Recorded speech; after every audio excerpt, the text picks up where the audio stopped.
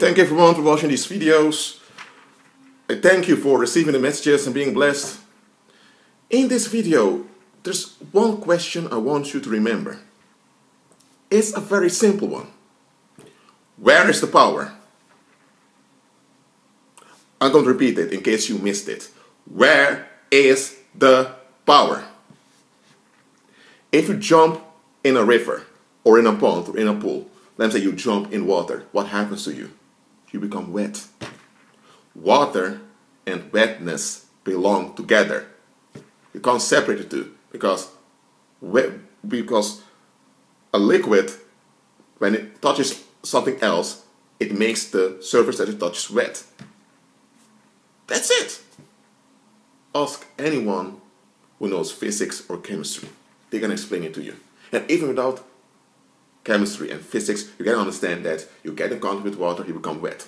So someone claims that they were driving a car and they, by an accident, they were shifted off the road and they ended up in a river. Yet, when they appear to you, they're completely dry. You can ask them, where's the water? Or you can ask them, why aren't you wet? You get what I'm saying here? So, it comes down to this. Anyone who walks by faith is walking in power. Or else is not walking by faith. If you operate in blind belief in a religion, that's something different. But if you walk by faith, there must be power. The power is seen in you overcoming retaliation, tribulation, and affliction that comes against you. That's how the power is revealed. The power is there, and because there are things come against the power, and you walk in the power, you overrule, you overcome. And that's how others witness the power. So if someone claims to follow Christ, but there is no power whatsoever, they only have church that they go to feel good about themselves, and they always have to find a way to deal with whatever will people come up with. If there is no power at all, and I'm not talking about violence, there's also something they learn from church. You need to will whatever you will in the name of Christ, and others have to take it. I'm not talking about that.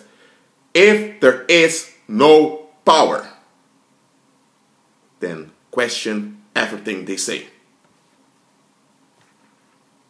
Very easy. If there is no power, question everything they say. If the Holy Spirit is inside of you and you're operating in agreement with Christ, the power flows automatically. The power overtakes you. You can't control or manage the power. The power overtakes you. So, whether you want it or not, the power will flow through you because you're operating in the power. So others must sense some power coming from you, whether you're a male believer or a female believer. With the male believer, you'll notice it's far quicker because males have a heavy energy field, so males are more dominant energetically. So with males, you notice it far quicker. There must be a mission of power. If I see anyone claim they follow Christ, but I say no, but I don't sense any power, or I don't notice any power emanating from them, I don't trust them. In the best case scenario, you're deceived and shouldn't walk in the power and just need deliverance. But in this day and age, it's not always the best case scenario. Often it's counterfeit believers, fake believers that are really narcissists that are using the name of Christ to get validation simply from others. And the only quote-unquote power that they have is demonic aid that demons give to them without being aware of it. Demons are assisting them in draining energy from others so that that individual can continue in error and confuse people concerning the way of Christ. So demons are supporting that individual without the individual being aware of it. That's what's going on. If there is no power coming from them, question everything they say and don't trust them at all. Well, that's it for now. Keep agreeing with Christ and be at peace.